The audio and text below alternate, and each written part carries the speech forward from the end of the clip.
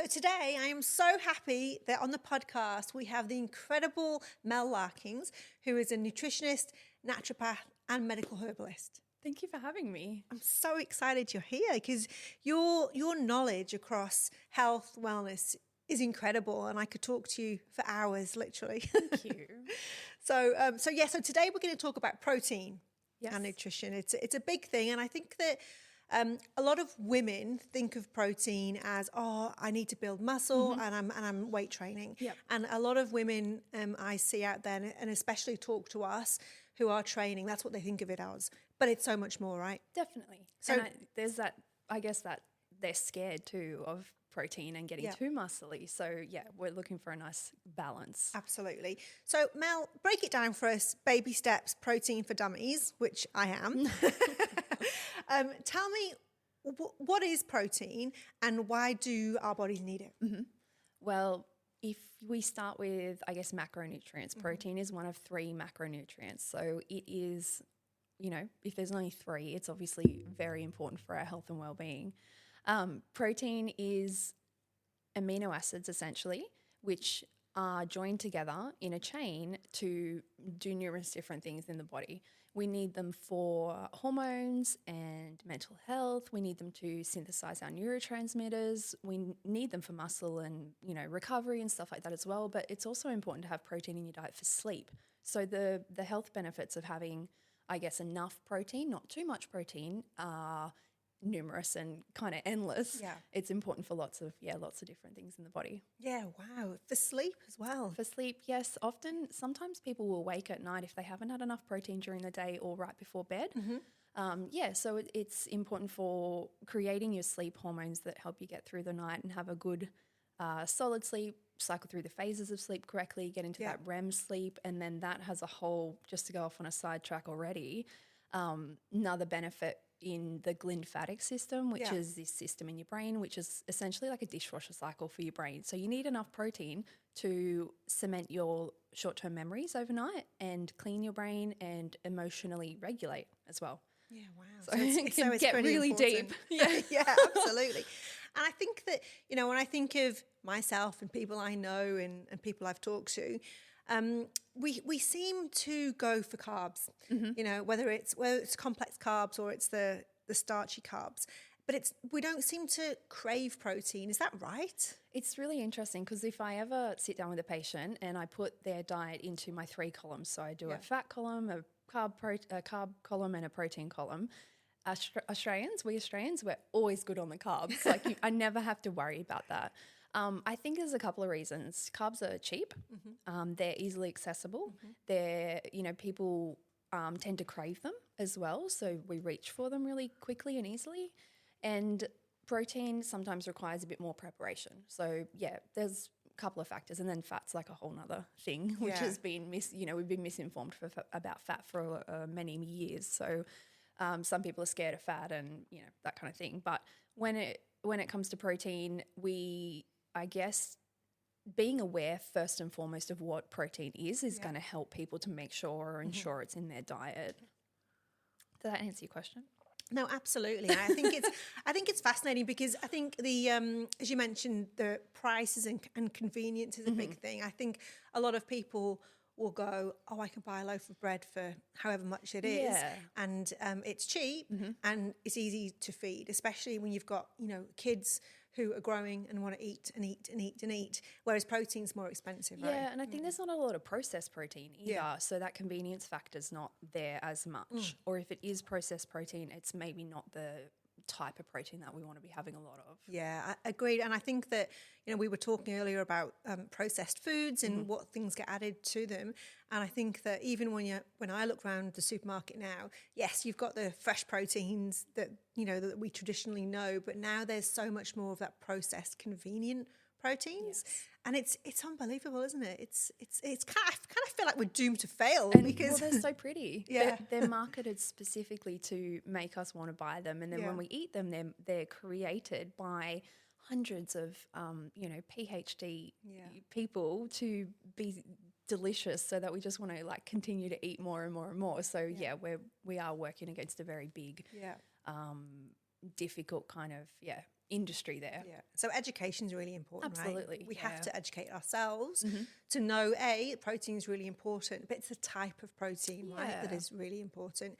And to touch just, briefly on a different topic, which is menopause, and certainly women over that 40 bracket, Yeah. there's a much bigger need for protein, isn't there? Protein is needed for both hormones, to stabilize and synthesize hormones. And that's not just reproductive hormones, it's digestive hormones, it's, like I said before, sleep hormones and all kinds of things. But it's also essential for your liver to detox. So if you don't have the right kind of amino acids coming in, then you will find it more difficult to transition through menopause because you may not be able to detox or eliminate excess hormones that need to be eliminated. Wow, it's just fascinating, and I went through early menopause, thanks to my mum, hereditary. But I certainly am a lot more conscious about protein and what I'm eating than ever before because your skin, hair, and your nails change, right? And protein is critical for that, isn't it? As you lose estrogen is responsible for that collagen and for the flexibility of your skin. So as that starts to go down, you will need to replace that, I guess, somehow in your diet. And protein is generally full of collagen, especially if it's animal-based protein. Yeah, fantastic. It's interesting. But we'll talk more on the menopause later. But now we talked about processed proteins. And obviously, we want to stay away from those and we want to go for more that natural. But talk to me about the different types of the natural proteins, and are they all equal? Which is better than the other, and which ones, are better for our body for absorption? Yeah. So I guess when it comes to when you say a natural protein, and you'll probably hear me say it, if anyone's ever heard me speak, I'm on and on about real food. Yeah. So real whole food is what we're looking for. And, it's just about thinking, where did this come from? What's it been through? Down to how happy was this animal before it was slaughtered? That stuff is really important. So the best form of protein, I guess, for the human body is an animal-sourced protein, unfortunately for some. I'll talk to you about the plant-based ones as well, but animal protein, it seems to communicate with the human body in a way that a plant protein doesn't. We digest it differently, we break it down differently, we absorb the nutrients differently. So even if we have a vegetable that has a higher iron content than a steak, for example, we will not absorb it in the same way. So you won't get all that iron from that spinach, for example. So animal protein is really important generally for health. You can replace it with some vegetables and grains and things like that to some degree. But if you look to history, even let's, go to India, for example, the cultural vegetarians do tend to team their vegetarian diet with animal protein still. Wow, so they're still having dairy, they're still having eggs. When you become a vegan, that's a whole nother level. It is very difficult. And I often say to my vegan patients, this is a job. Yeah. You are now doing a whole new degree and you are now having a whole new full-time job where you have to really, get a handle on this dietary change because it will become much more difficult to get everything you need. Yeah, wow. Often with my vegans, unfortunately, their mental health does suffer from not having the proteins in their diet. Wow. So if we look at the easiest place to get protein in the diet, it's going to be a meat source or at least an animal source of some kind. Okay. And with the meat, obviously you mentioned like a steak, red meat. Is it is it as good to have chicken or different type of animal protein? Because some people are worried about red meat because there's lots of information about only having, 2 or 3 serves a week and so on. So what would be your advice around that? Chicken has the most protein out of all of the animal sources. So it's around 30% protein. Red meat, but is going to give you iron and B12 and stuff like that. That chicken's not going to give you the same nutrient profile. And then your fish is going to give you all these beautiful omegas, maybe some vitamin D, different nutrients. So always a variety of protein sources is great. You might only have a steak or red meat twice a week, but, there's still multiple different types of fish that you can be having. There's still chicken, for example. There's turkey, kangaroo. I was going to ask on turkey because I'm a big fan of turkey. because I've read a lot around about how it can help you in other ways as well. Like, what's your view on turkey? You think I good? love turkey. Yeah, I write a bunch of my recipes Yeah. with turkey. It's got some lovely, it's a precursor to tryptophan, Yes. which makes you fall asleep on Christmas. Like, they all have different benefits. Yeah. And then I am still a huge fan of plant-based meals 2-3 times a week. So if you can have, on the plant-based meal nights, we have eggs for breakfast. So it's about moderating and, I guess, providing that variety of protein sources throughout the day too, not just in that one meal. Yeah. Yeah. Yeah. So it's like drawn out across many hours as opposed to just packed all in once. Yeah, totally. And you don't necessarily need multiple proteins at once in one meal. Yeah, exactly. And what would you, for people who are not having as much protein or maybe aren't aware of how much protein they need, what are the signs to look for from a health perspective that could say actually that's from a lack of protein? I think it can be super varied, but one of the main things is going to be energy. It's going to be how you feel day to day, how you are, waking up in the morning, how you're going to sleep at night. If you're feeling tired all the time, that'll be a big one for protein. The other thing is protein's really important for stabilizing your blood sugar levels. So that, throughout the day, if your blood sugar levels are up, down, up, down, up, down, then that's going to be exhausting. And you will find that when your blood sugar levels are up, you are going to be prone to insulin resistance, which is like pre-diabetes. Yeah, right. When your blood sugar levels are down, you will probably feel anxious and tired and fatigued and hangry and moody, and some people get heart palpitations and feel dizzy and things like that. So protein will stabilize your blood sugar levels throughout the day so that doesn't happen. Yeah. That will stabilize your energy. That will mean that you can get more out of your food. It will just be better overall. And, I'm sure everyone listening and watching to this is going, right, protein. I'm going to go and have protein all the time now. Is there a danger of having too much protein? Can we eat too much? I have seen this diet lately where they just eat meat. Right. Obviously, that's not ideal. Vegetables are so important for so many other reasons, and even just one alone is that you need certain vegetables in your diet to feed your good bacteria in your gut. If you don't have those veggies and you're not feeding your microbiome, you won't be able to digest all that meat anyway. Yeah. You won't be able to break it down. Those bugs are important for, mental health as well. Yeah. So we really need to make sure, I guess, we have a bit of everything. It's all about that variety and moderation. You can have too much protein, especially if you're having a processed protein. So if it's something, I know that whey protein's always picked on, but whey protein, when it was kind of new and cool and everyone was doing heaps of whey protein, there were some kidney issues because, protein needs to be digested or eliminated through your elimination organs. So your kidney and your liver do take a bit of a toll. Will find that they have a lot more work to do, I guess, in the body if your protein's too high. Yeah. Okay, interesting. No, it is very interesting. And is there, for people who are listening to this and going, I'm doing a lot of exercise, I'm either, doing cardio or I'm doing, gym and lifting things, should they be having a lot more protein? And is there a common question that I often see is that should I have that protein, especially if they're having a protein shake, before my exercise or after my exercise? Oh, yeah, controversial now. I don't think you need a lot more protein for exercise. I think that you need some more protein, and throughout our life, we will need different levels of protein. Yeah. I don't believe there's any number on that, although there are recommendations out there. That tends to be a more dietetics approach than a nutritionist's approach. Okay. Counting calories, counting numbers, putting a number on protein, fats, carbs. I don't love any of that in terms of approach. I really like to work with each person to try and get their levels right. And I guess, like you said, that comes down to education about how they're feeling, knowing what they need and, getting a bit of an idea of how they can give themselves that. Yeah, absolutely. Is really important.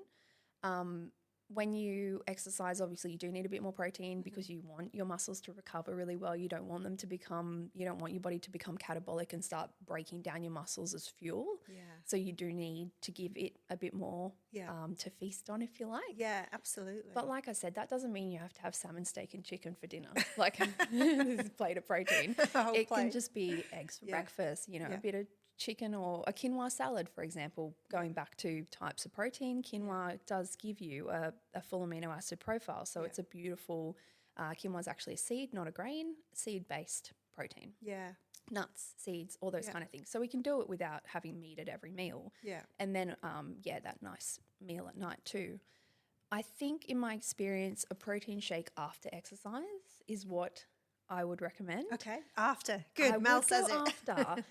There's a few reasons not before, because you haven't done that exercise yet. Yeah, okay. So you don't necessarily need it Okay, to it be makes sense. on hand for you to, and it's not like you're going to become catabolic in an hour. Yeah. Like you can have it after, especially if you are eating enough protein throughout the day. Yeah. Like your body will have some there for Exactly. you. Yeah, there's some there. Ready, yeah. And I would always kind of recommend a plant-based protein powder if you are going to supplement something, so you can get some really nice, smooth, delicious plant-based proteins now. Yeah, great. As opposed to a whey-based, which is dairy-based, which can be a little bit harder on your body. Okay, Especially if you're having animal protein, in your diet. I'd Yeah, rather exactly. you have the animal protein that way and then put in a nice vegetable protein. You can get amino acids on their own too, but I would look for something that's a bit more natural, less synthesized, less created, if you like. Yeah. Yeah, I love it. And when you mentioned there about the eating away your muscles, and, it made me think about, this I don't want to call it a craze, because it's not really a craze, it's just here, but the whole GLP thing and Ozempic, and there's so many women and men, everybody who have used this, and there was lots of talk about Ozempic face, and I read that it was because they're not having protein, because their hunger hormones are switched off. They're not eating, and they're losing muscle so quickly because of that protein. Like, what's your view on that? I think if you confuse your body in any way, like I often am talking to my patients about refining their hunger windows. Like you can do that without the drug. Yeah. Some people don't eat, some people overeat, some people have maybe not the best relationship with food, or they're not feeding themselves appropriately. Yeah. And that will confuse your hormones, like your ghrelin and your leptin and those hunger hormones. There's also hormones, those hormones tell you when to stop eating. Yeah. So if they're all confused and, don't really know what's going on, then your body will not be able to tell you what it needs. Herbal medicine is very much about getting back to telling you, getting your body back to where it should be and allowing it to communicate with you. And I guess finding that healthy, happy balance. It's about balance, right? So yes, if you play with those hormones, then you may not know what you need, I guess, is the big thing. And I think that I've read lots of stuff, but I also know quite a few people who've used those injections, and they have lost an awful lot of weight, but they've also had a hair loss, and their skin is really affected, and I presumed it was because they weren't getting enough nutrition and not enough protein. But like as you say, if you're messing with your internal hormones, like I suppose it could lead to all different kinds of issues. Totally. Even with the menopause thing we spoke about earlier, like if you're messing with your hormones, they're all related. It's like a big family, right? Yeah. So all of your hormones, like all the extended family comes Christmas. for Christmas, totally. And like when Auntie Beth is misbehaving, Uncle what's his name is really good, but when Auntie Beth's good, he misbehaves. So the hormones are very similar. It's like a seesaw, when your stress hormones are up, your sex hormones are out of balance, and you'll find it really difficult to become pregnant. So often, when women go on holidays, everything's awesome, they come back pregnant because that stress sex hormone balance. That's incredible. I did not know and that. I don't know that it's that simple. Like I do know that it's not that simple, but that's basically how it works, right? So any kind of messing around with any of these hormones will have a flow-on effect throughout the body. Yeah, no, it is absolutely right, and it makes perfect sense. So thank you. One of the things that I'll see people say as well is, I don't want to eat chicken all the time and steak, and that there's people get bored of it. I think whereas carbs, for whatever reason, they go, I can quite happily sit and I'll eat a whole bowl of pasta. Potatoes every day. Yeah, exactly. Yeah. And obviously we've got the high protein meal plan that you created, which I love because it's got so much variety in there. But there are lots of ways, aren't there, to increase that protein levels without sitting there and having a steak and a chicken every night. Yeah, you'd be surprised that, I guess, about like how little of those proteins we need because they're such good quality, and we call that nutrient density. So you don't need a whole heap of steak. You know, we're eating like, I don't know, 2-3 chicken breasts a night per person. That's just too much. If you team your food appropriately, you don't need to be eating as much of the animal protein as we have been maybe previously taught or thought. Yeah. So even cutting one chicken thigh, for example, through quinoa or, you know, like having multiple protein sources within the one meal, both one animal-based and then lots of beautiful plant-based will, I guess, reduce the amount of animal protein you need. Because one of the things that I hear as well is how expensive it can be. Yeah. But, I think quantity is the big thing there. Yeah, absolutely. And I probably haven't given our plant proteins enough attention. You're going to give them more now? Well, you know, when we look at animal proteins, they are full amino acid profiles. They're the whole profile. So they're just easy, you know. So for me as a nutritionist, I'm like, great, you have a steak. I know, tick. You're done. You have an egg. It's nature's perfectly, beautifully, you know, balled up. It is nature's protein ball, but it's got all these extra good stuff, good nutrients in it. But when it comes to plant proteins, they may not be that full profile. So we do need to team them, which means that, for example, like with nuts, there's a paste that's always been sold in the health food shop called ABC. It's almonds, Brazils, and cashews. And so by teaming those 3 nuts together, we get the full amino acid profile. Interesting. Instead of just some.